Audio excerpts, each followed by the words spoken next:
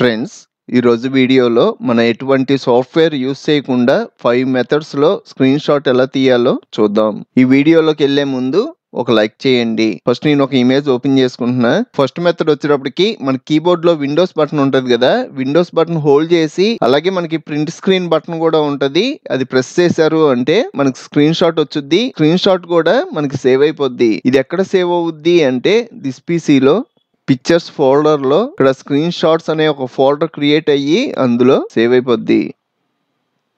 ఇది మనం తీసిన స్క్రీన్ షాట్. నాకు ఇక్కడ ఉన్న ఫుల్ స్క్రీన్ మొత్తం కాదు, ఇక్కడ ఒక ఇమేజ్ ఓపెన్ చేశాను కదా, ఈ ఇమేజ్ వరకు నాకు స్క్రీన్ షాట్ కావాలి అంటే దీనికి ఇంకో షార్ట్ కట్ ఉంది. ఇందాక మనం Windows print screen buttons use చేసాం కదా, ఇప్పుడు వచ్చేటప్పటికి విండోస్ బటన్, ఆల్ట్ బటన్ అలాగే ప్రింట్ స్క్రీన్ బటన్ మీద క్లిక్ చేయండి. మనకి ఫుల్ స్క్రీన్ రాకుండా ఓన్లీ మనం తీసుకున్న ఇమేజ్ వరకు వచ్చుద్ది. ఈ ఫైల్ వచ్చేటప్పటికి మనకి దిస్ పీసీలో సి డ్రైవ్ లో యూజర్స్ లో ప్రతాప్ వర్మలో వీడియోస్లో ఫైల్ సేవ్ అవుద్ది.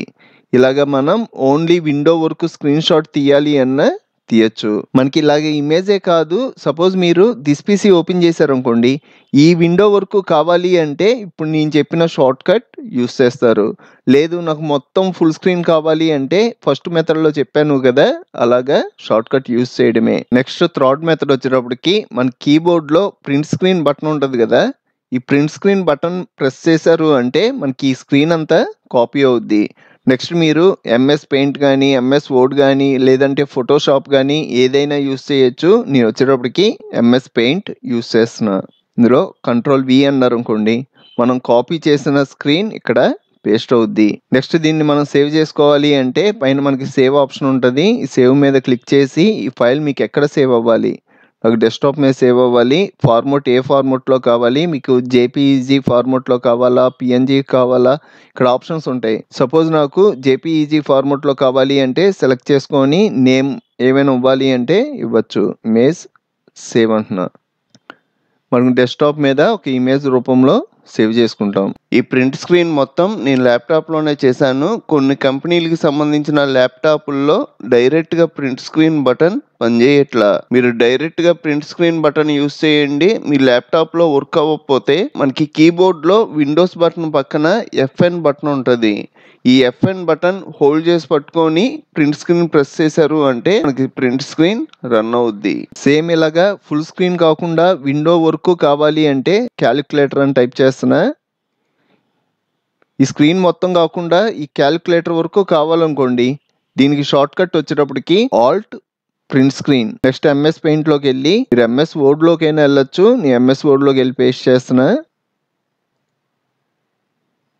కంట్రోల్-V.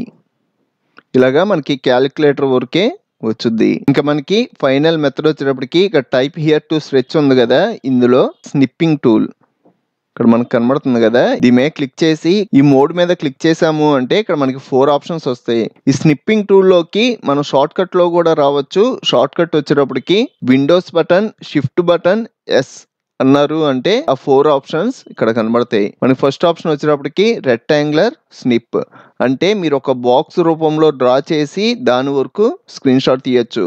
సెకండ్ ఆప్షన్ వచ్చేటప్పటికి ఫ్రీ ఫామ్ స్నిప్, మీకు నచ్చినట్టుగా డ్రా చేశారు అంటే మీరు డ్రా చేసినట్టుగా స్నాప్ షాట్ తీయచ్చు. ఇక థర్డ్ వన్ వచ్చేటప్పటికి విండోస్ స్నిప్. ఇందాక మనం ఫుల్ స్క్రీన్ రాకుండా క్యాలిక్యులేటర్ వచ్చేలాగా చేసాం కదా, అలాగా ఈ విండోస్ స్నిప్ అనే ఆప్షన్ యూస్ చేయొచ్చు. ఇక మనకి ఫైనల్ ఆప్షన్ వచ్చేటప్పటికి ఫుల్ స్క్రీన్. నాకు మొత్తం ఫుల్ స్క్రీన్ కావాలి అంటే ఫుల్ స్క్రీన్ యూస్ చేస్తాం. చూడండి, ఫస్ట్ నేను రెక్టాంగులర్ యూస్ చేస్తున్నా. దీని మీద క్లిక్ చేసి నాకు ఈ విండోస్ వరకు కావాలనుకోండి, ఇలా డ్రా చేసా. నెక్స్ట్ మీరు ఎంఎస్ వర్డ్ కానీ, పెయింట్ కానీ, ఫోటోషాప్ కానీ ఏదైనా ఓపెన్ చేసి అందులో పేస్ట్ చేయడమే. కంట్రోల్-V అన్నారు అంటే మనం డ్రా చేసింది స్నాప్ షాట్ రూపంలో వచ్చుద్ది.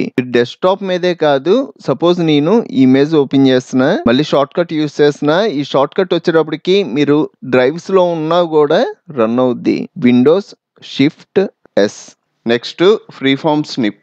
ఇది వచ్చేటప్పటికి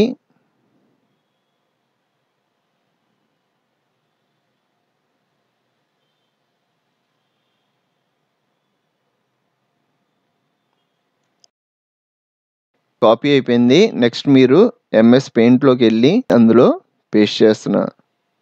కంట్రోల్ వి.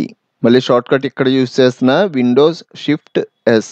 నాకు ఫుల్ స్క్రీన్ కావాలనుకోండి, ఇక్కడ ఫుల్ స్క్రీన్ స్నిప్ అన్నాను అంటే నాకు ఫుల్ స్క్రీన్ మొత్తం కాపీ అయిపోద్ది. నెక్స్ట్ ఎంఎస్ వర్డ్లో పేస్ట్ చేస్తున్నా, control V, Windows shift yes. ఇక మనకు ఒకే ఆప్షన్ మిగిలింది, ఇది వచ్చేటప్పటికి విండోస్ స్నిప్. సపోజ్ మీరు దిస్ పీసీలోకి వెళ్ళారు అంటే ఇది మనకు ఒక విండో, ఈ విండో వరకే నాకు స్క్రీన్ షాట్ రావాలి, బ్యాక్గ్రౌండ్ రాకూడదు అంటే ఈ ఆప్షన్ యూస్ చేస్తాం. విండోస్ స్నిప్ మీద క్లిక్ చేయగానే ఇక్కడ మళ్ళీ మనకి 2 ఆప్షన్స్ వస్తాయి. ఈ విండో మీదకి వస్తే ఈ విండో ఒకటే సెలెక్ట్ అవుద్ది, అలా కాకుండా మొత్తం కావాలనుకోండి ఈ బయటకు వచ్చాము అంటే స్క్రీన్ మొత్తం సెలెక్ట్ అవుద్ది. నాకైతే విండో వరకే కావాలి, విండో సెలెక్ట్ చేసుకున్నా. నాకు ఈ స్క్రీన్ షాట్ ఆటోమేటిక్ గా సేవ్ అయ్యి ఇలా సపరేట్ వచ్చుద్ది.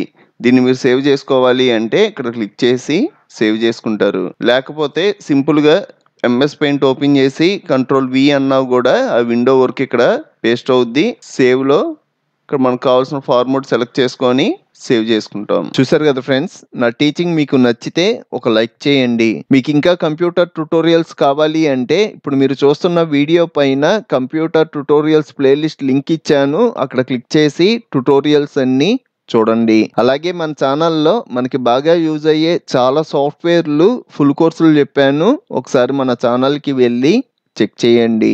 ఇంకో మంచి వీడియోతో మళ్ళీ కలుద్దాం.